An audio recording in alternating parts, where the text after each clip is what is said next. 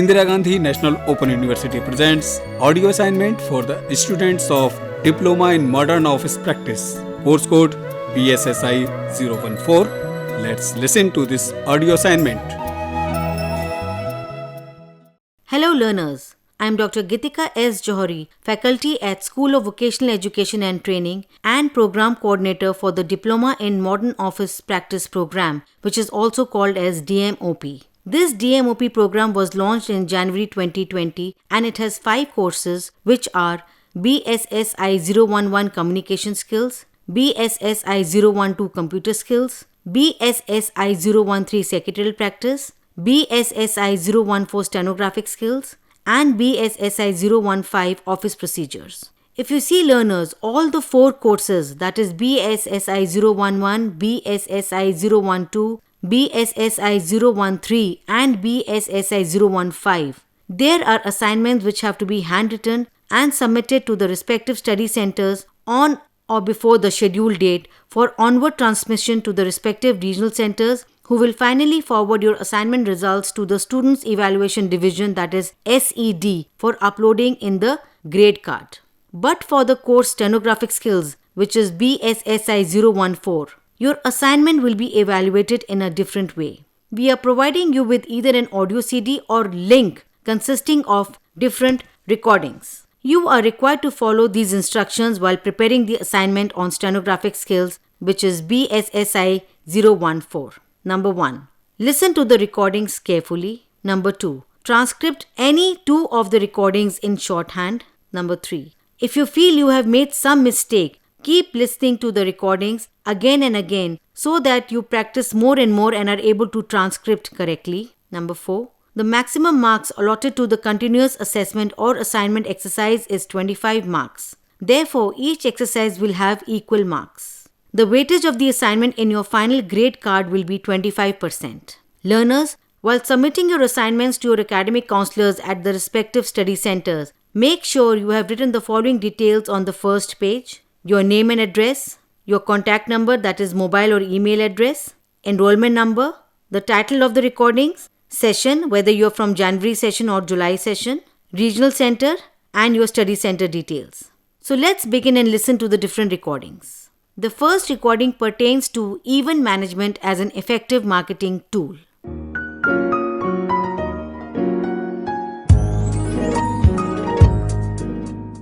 We refer to events as experiences today. That is the new nomenclature of events. We are not in the business of events. We are in the business of creating experiences. An experience is the most important tool for a consumer when he or she is taking a decision about buying a product. So like the example of a car, I would say it is the experience of test driving the car which makes a person take a decision on whether to buy a car or not. It is not the act of watching that car in an advertisement on TV. It is not the act of reading about that car in the newspaper or hearing about that car in the radio. It is the act of taking a test drive of the car, of the exhilaration that you feel while taking the test drive of the car, which makes you decide whether or not to buy the car. And that is what we do. We provide those experiences. Now that experience may be part of a launch event, that experience may be part of a mall promotion, that experience may be part of somebody bringing the car to your house. But we provide that last mile experience to the consumer which makes him decide on what to buy and what not to buy. And that is why events have become a hugely successful marketing tool today. Because consumers hear a lot of things, consumers see a lot of things, but they buy what they experience, they buy what they try. Whether it's a small product like a fairness cream or it's a big product like a car, they want to try, they want to be able to get a first-hand experience before they take the buying decision. There are 2 stakeholders to any campaign. One is the client, which, for example, in the Sunsilk Gang of Girls was Hindustan Lever, and second is the consumer who finally consumes the product. Now, the client always pays for it, but every campaign is designed keeping the consumer in mind. But because eventually the consumer needs to be the focal point around which the campaign is designed. If we design campaigns keeping the client in mind, all we'd be doing is making the client happy. But if their product does not sell after the marketing campaign, it would be a short-lived success. So we design each and every campaign around the target audience, and it is the client who pays for it because the target audience finally understands the message that we're giving and tries or buys the product or gets to know about the product. Every campaign is designed keeping the client in mind, and the client pays for it. We are in the business of providing experiences. If we don't know who to provide an experience to, the entire campaign would fall flat. So for any client, for any event management company, before we start a campaign, we first pinpointly define the target audience. Who is it that we are talking to? Is it a urban woman who is between 30 to 35 years of age? Is it a young college girl who is between 15 to 17 years of age? Is it a matured man who's close to his retirement? So we design each and every activity which is tailored around that particular target audience. If the client is not clear about the target audience, the activity will just never work. So as an event manager, as an experiential marketer, it is my first job is to define the target audience and help the client define it in case they have not defined it, and then design strategies which will reach out to that target audience in an effective manner. Not only is the target audience important, but reaching out to them at a place and a space where they are willing to listen is very important. So if I'm targeting a man who is in his 30s, who works in an office, and I'm going to his office and I'm talking to him, he may not be that interested. However, if I'm going to an airport lounge where he is in a space, in a frame of mind where he will listen to me, and he has 1 hour free where he has nothing to do, he might be able to listen to my message and agree to trying the product that I'm promoting.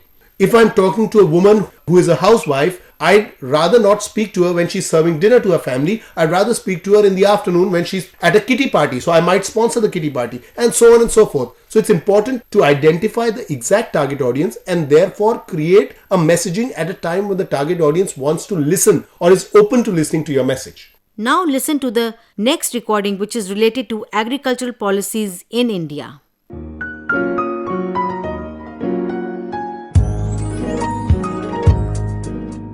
Indian agriculture has a lot of unique features, and first is that over-dependence on natural factors like rain, temperature, aids for production. Then there is an overplay of land versus other factors of production like capital. Then we also have a small and scattered holdings which are in large number. Seasonality and location specificity of production is another important factor. Then perishable and bulkiness of producers. Difficulty in specialization and division of labor. These are the unique features of Indian agriculture, and as a result we have three distinct segments of Indian agriculture which is prevailing. And first is the traditional or subsistence agriculture, commercial market oriented agriculture, then export oriented and high tech agriculture. So all these three segments of Indian agriculture, they continue to exist in the agriculture system, and based on these distinct segments and unique features, Indian agriculture is supposed to perform multiple roles, and therefore agricultural policy in India need to be broad based. The components of agricultural policies could be classified into number of items. So the first one is the agricultural prices, which deals with prices of both output and inputs. And for example, the minimum support price is one of the price which is fixed by the government. Then we have the structural policy. These are aimed at providing long-term structural changes to agriculture sector. And say for example, the land reforms were taken up earlier. Then technology policy is another one. Green Revolution program to promote modern agricultural technologies. So the vital components of an agricultural policy are agricultural prices, which deals with prices of both outputs and inputs. Then structural policy. These are aimed at providing long-term structural changes to agriculture sector. Say for example, land reforms were taken up in the country. Then technology policies like Green Revolution program was taken up to promote modern agricultural technologies like high-yielding varieties and agrochemicals. Credit and investment policies like institutional sources of credit were promoted through creation of NABARD, RRBs and many other institutional bodies. Then marketing policies, trade policy, environmental policy. So these are the various components of agricultural policy,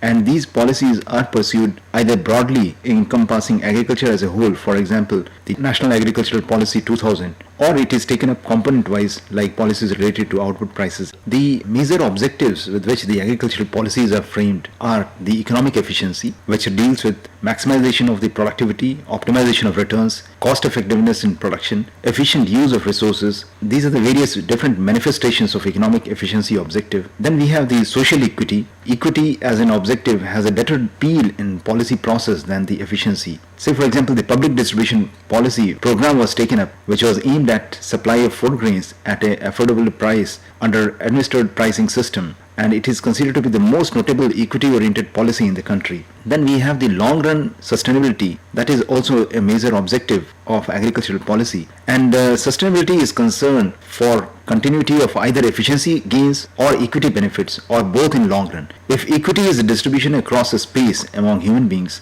then the sustainability is the distribution of efficiency gains across time or generations. As an objective, it may not be palatable to policymakers and hence may not fit well into the policy process. So this is the lacuna where the sustainability concern is, as far as sustainability issue is concerned. This has to be internalized in the policy making process for holistic policy. So these are the major three objectives which has to be there in the agricultural policy. Here is another recording which is on value addition to fruits and vegetables.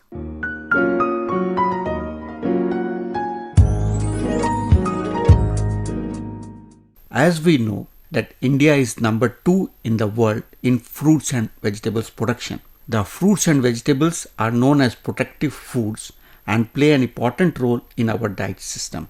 You also know that around 25% fruits and vegetables are lost in the production chain from production to the consumption.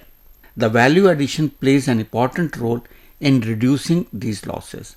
The value addition is a process through which value is added to fresh fruits and vegetables and or their processed products for better quality and fetching better returns. I can give one example. Suppose you have a cauliflower or potato and it is sold at X price. If we do little bit value additions to remove the unwanted part on the vegetables and to make it clean, properly graded, properly packed, and then we sell in the market, I think it will sell at double the rate. In this way, we can add value to the fresh product. Value can be added in two ways. One is the fresh fruit and vegetables, we can add value to them. Or by processing, we can make them more stable and more durable so they are available out of the season also. So this way, we can add value to the fresh as well as processed products. Value addition to fresh fruits can be done with the different ways also. Just like we can have a primary processing, we can trim, we can sort, we can clean. Secondly, we can do by minimally processing, where the fruit and vegetables are prepared, ready to use. They are 100% edible. We remove all the inedible part from the fruit and vegetables. Similarly, just like a case of the banana bunch is being harvested.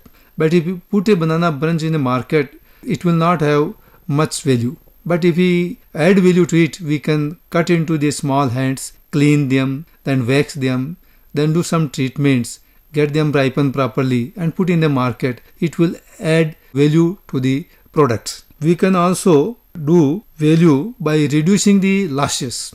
As you know that 20 to 35% of the total production of the fruit and vegetables not fit for fresh marketing. They are spoiled or insect attacked, so they can be removed, sorted out. And by this way we can improve healthy fruits that will give the better price also.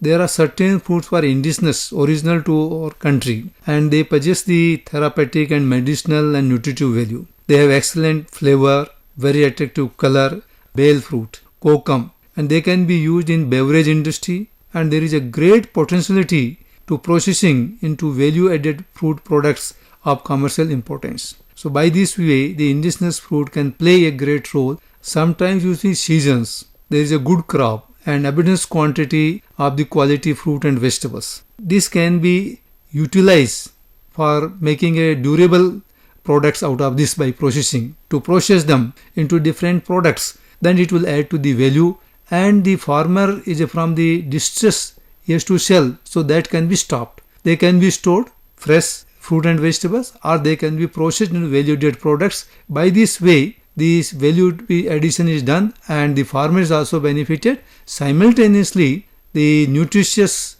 fruit and vegetable and its products are available to the consumers at moderate price also. So both the way, farmer as well as the consumer are benefited if we do the value addition to the glut in the market.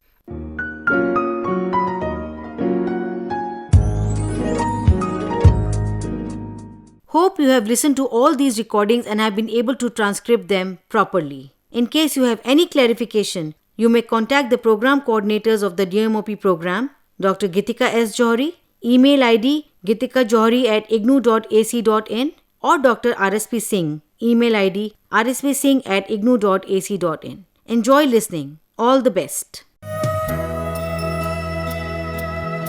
You are listening to the audio assignment for DMOP students. Content coordinator Dr. Gitika Johari. Audio recording Mohanlal and Archana. Editing Sadanlal and producer Manoj Bhatnagar. This program was brought to you by Electronic Media Production Center of Indira Gandhi National Open University.